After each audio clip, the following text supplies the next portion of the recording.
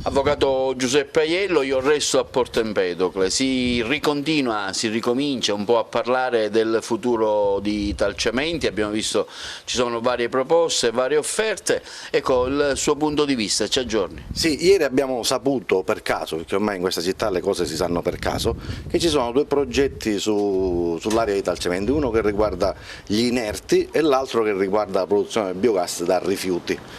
Uno ricadrebbe sul territorio di Porto Empedocle e l'altro sul territorio di Agrigento. Ritengo che siamo all'assurdo, perché siamo di fronte a un'amministrazione che ha fatto una campagna elettorale rilanciando la vocazione turistica di Porto Empedocle.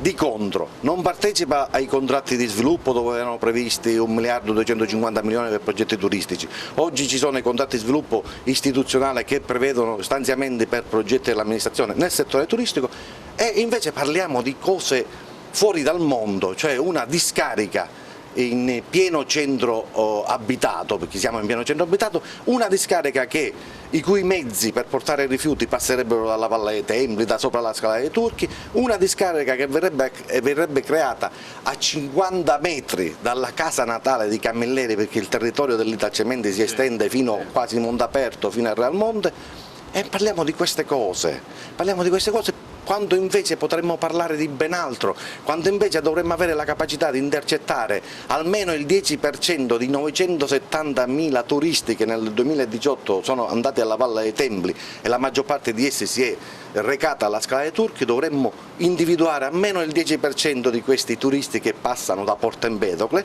invece non ne intercettiamo nemmeno uno e parliamo di discarica. Rispetto a questa battaglia io resto a Porto Empedocle, che è un gruppo social, ad oggi è un gruppo social che è molto attivo anche sulle problematiche di Porto Empedocle. Faremo una battaglia anche scendendo in piazza, ma non si può tornare indietro di 40 anni e proporre progetti ormai obsoleti. Quindi voi, in maniera sintetica, qual è l'alternativa che propone Io resto a Porto Empedocle? L'alternativa che propone Porto Empedocle è innanzitutto capire Italcementi su quell'area quali siano le intenzioni.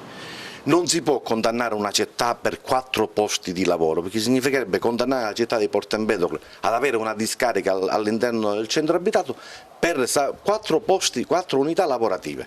Allora, di fronte a un dato del genere, questa amministrazione si dovrebbe solo vergognare di quello che vuole proporre alla città.